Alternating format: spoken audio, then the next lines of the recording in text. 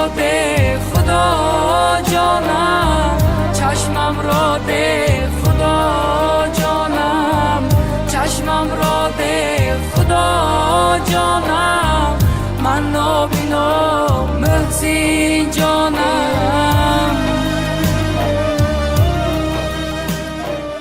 بینندگان سیمای مستقل تاجیکستان سلام. برنامه سرزمین ترانه ها است. امروز در شهر باستانی استراوشن در مهمانی سراینده جوان، خب سراینده که با چشم دیل ما را میتواند بیند، سراینده که از دنیای چنین دنیای رنگین بیخبر است و این دنیا را با دل خود، با چشم دل خود میبیند. محسن جان مومینوف قرار داریم. خوب محسن جان، شما را به برنامه خوش آمدید میگوییم. تشکر زیاد. سراول میخواهم دانم که کی و یا چی باعث شد که سرایندگی رو پیشه خود سازید؟ من در خورده یک آدمی که نابینا که هستم، از خورده من 7 ساله بودم. بسیار رادیو گوش میکردم، رادیو گوش میکردم، بسیار سراینده را گوش میکردم. بعد آسته من 1 سال 2 سال به فکر میکنم که وقتی که 10 سال شدم اونجا کم کم منم زمزمه میکردم برابر همون شخص. و بسیار وقتی که 32 سالم بزرگتر شدن گرفت، بعد ذوقم میومد، من حرکت میکردم که همون سراینده دوست داشتم با مانند همون سرود خونم. بعد خیلی همون مخول کردم سمی سوال را به صحنه آمدم. البته اولین سرودی که شما را بروی صحنه آورد کدام بود؟ اولین سرودی من سرودی نوروز بود. البته در اونجا چند نفر سراینده ها بودن و در درونی اون سراینده ها من نیز اشتراک کرده بودم. سرود با نام نوروز بود. عشق یار، عشق زادگاه، عشق پدر و مادر، کدام از اینها در ترانه های شما موقع خاص دارند؟ البته من بسیارتر درباره زندگی، پدر مادر بسیارتر سرود میخوانم، زمزمه میکنم.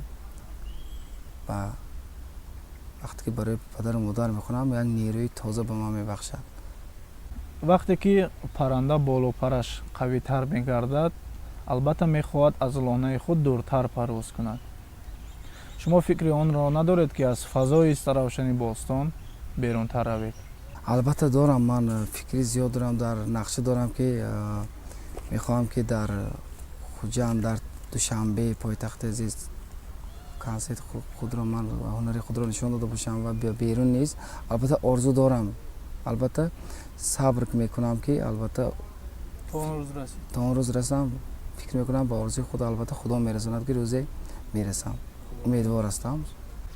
میخواهم دانم که شما شنیدن لطیفه رو دوست می‌دارید و این حال میتوانید لطیفه به مخلصان خود گفته باشید؟ شنیدن لطیفه رو البته دوست می‌دارم. وقتی که کمی دل دقت باشد، غمگین باشم، یگان لطیفه رو گوش کنم، البته تب والده میگردد و با یک نیروی تازه میبخشد لطیفه و چیزی عجیبی. یک مرد البته در یک شب نشینی میبراید و یک به خانه خود رفتنی می شود که در راه یک ماشین را می‌بیند که در آنجا گذاشتگی است. بعداً در این ماشین را می‌کشد. البته وی کمی پوشت هم با هر گونه سپریت نوشیدگی بود. بعد در این ماشین می‌کشد، میشیند و به میلیسیا زنگ میزند و میگوید میلیسیا زود بیایید که چنبرک ماشینم را دزد برد. و بار دیگر تلفن را خاموش میکرد، بار دیگر زنگ میزد، میبخشید من به پیش میشینم که در قفا را کشاده شدم.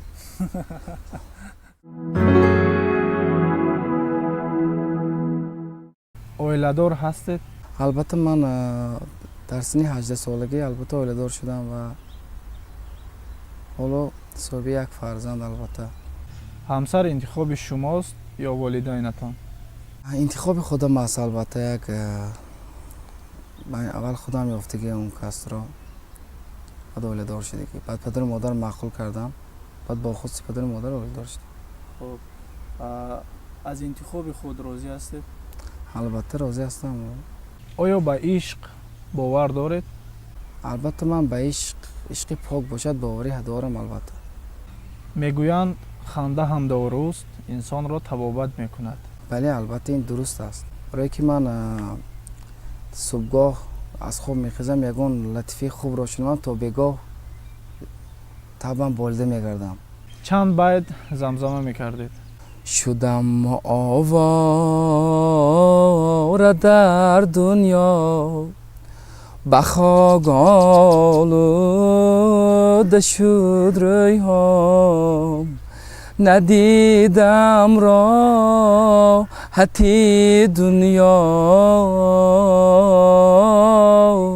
шабо тору замин олам, дилам дар қайди шайтонӣ, гузашт умрам ба сарсонӣ, будааст тақдиру пешонӣ, шабо тору замин олам. ташаккур. саломат бош. барои шумо кӣ оҳанг месозад ва бо кадом оҳангсозон ҳамкорӣ доред? албатта ман бисёри оҳанги худро дар шаҳри Исфара тайёр мекунам, барое ки ба ман сарояндаи албатта ҳама ҷоро дӯст медорам ва бисёртар дар сарояндаи Исфара ҳамкорӣ бисёр дорам. албатта дар хурдӣ низ ёру рафиқ дорам. албатта бисёртар дар Исфара сурудҳои худро яъне бо сарояндаҳони шаҳри Исфара, бале оҳангсозони шаҳри Исфара бисёртар албатта дар Истиравшинам ҳамкорӣ мекунам, не ки бисёртараш дар Исфара. бале ҳамкорӣ доред. бале хуб, мусинҷон, бигӯед ки шумо дует хондаед? дует хондагӣ ҳастам, не ки дар сабҳо не. албатта ягон диск сабкора биранда мерасам. шумо аз таомҳои миллӣ хӯрдани кадом таомро дӯст медоред? ман бисёртар ҳама таомҳоро дӯст дорам, не ки бисёртар оши палавро дӯст медорам. оши палави пухтаи ҳамсаратонро дӯст медоред ё оши палави пухтаи модаратонро? ва бигӯед ки кадомаш болаззаттар аст? албатта оши палави модар ба ман болаззаттар аст, барое ки аз хурдӣ бо ин мазза ошно ҳастед? бале, ошно ҳастам. матни сурудҳоятонро чӣ гуна интихоб мекунед? ман пеш аз суруд замза мекунам, ягон барандаи радио ё телевизион, ягон журналистро аввал хоҳиш мекунам ки ба ман як чанд шеърҳои хубро ба ман қироат карда, сабт карда тиҳанд. албатта гӯш мекунам, ё ягон нафарро хоҳиш мекунам ки ман дар бораи зиндагӣ, дар бораи хеч чиз ман шеър бошад каме нақл мекунам ва одам ба ман шеър интихоб карда медиҳад. яъне ки бо шоирон, бо муҳаррирони телевизион ҳамкорӣ доред? бале, устод Озарахш шоири бисёрам хушзабон ҳамкор дорам, суҳбат мекунам. он шахс низ ба ман кӯмак мекунад. суруде ки ман мухлиси ашади он ҳастам, суруди худоҷон чашмамро бидеҳ аст, ки шумо бо як услуби баланд, бо як тарзи баланд онро замзама кардед. мехоҳам ин суруд кадом вақт пайдо шуд ва чӣ гуна сабт шуд, бо кадом оҳангсозо сабт шуд, шеър аз кӣ буд ва дар охир чанд мисра ба ману мухлисони Мустақил телевизион хонда бошед? ин шеър албатта соли 1997 устод шоири он шоир аз дар шаҳри Исфара ҳастанд, қори Сайфуллохон ҳастанд. он нафар ин шеърро эҷод кардагӣ буданд.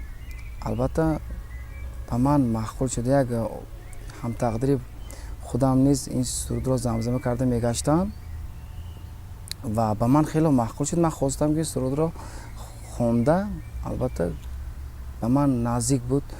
ман баъд албатта оҳанги сурудро Дилшодҷон Маҳмадов, сарояндаи Исфара, сабт кардан, оҳангашро эҷод кардан ва сабти овозро Қавихон Ҳамдамов ثبتی آواز کردم. بینید چه طور زیبالم، دیده خرسند همه آدم. بینید چه طور زیبالم، دیده خرسند همه آدم. در ساز من غم و نالم، زیر نقاب این جهانم. در ساز من غم و نالم، زیر نقاب این جهانم. چشمم را ده خدا جانم، چشمم را ده خدا جانم. چشمم را ده خدا جانم، من نابینا محسن جانم. خوب، تشکر زیاد. زنده باشی.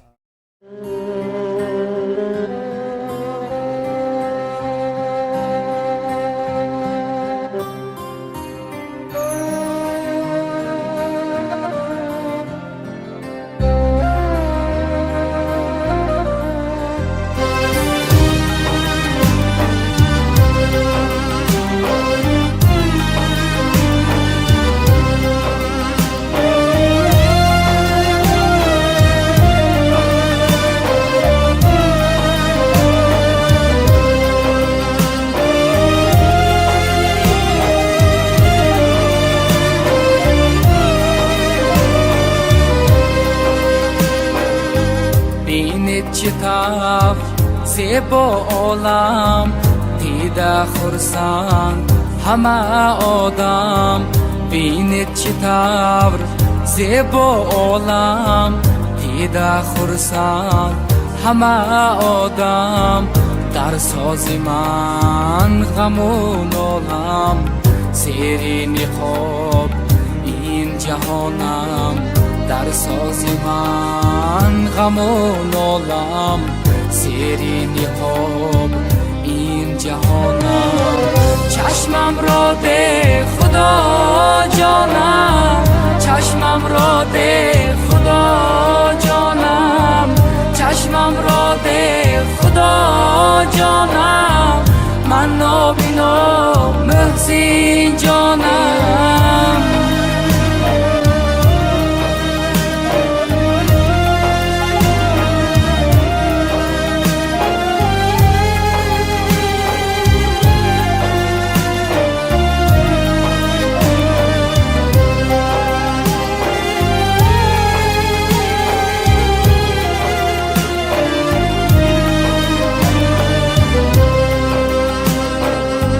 حیات خیلی زیبنده است، محسن جان هم یک بنده است.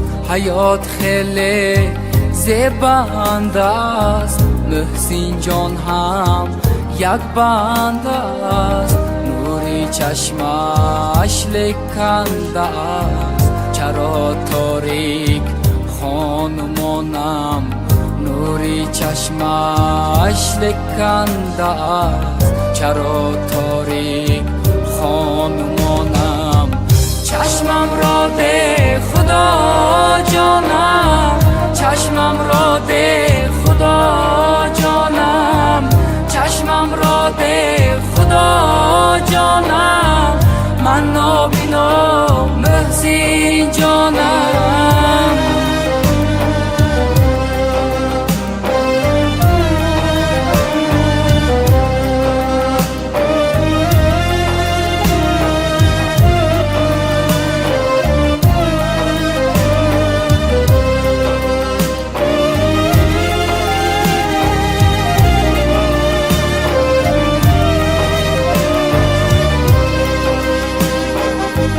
هفت رنگ داره رنگی دنیا، برای من آن سیب سیاه. هفت رنگ داره رنگی دنیا، برای من آن سیب سیاه. گناه کردم مگر کیا، را هرگز نمیدانم گناه کردم مگر کیا این را هرگز نمیدانم چشمم را ده خدا جانم چشمم را ده خدا جانم چشمم را ده خدا جانم من نابینا محسن جانم چشمم را ده خدا جانم چشمم را ده خدا جانم چشمم را ده خدا جانم من نابینا محسن جانم چشمم را ده خدا جانم خدا جانم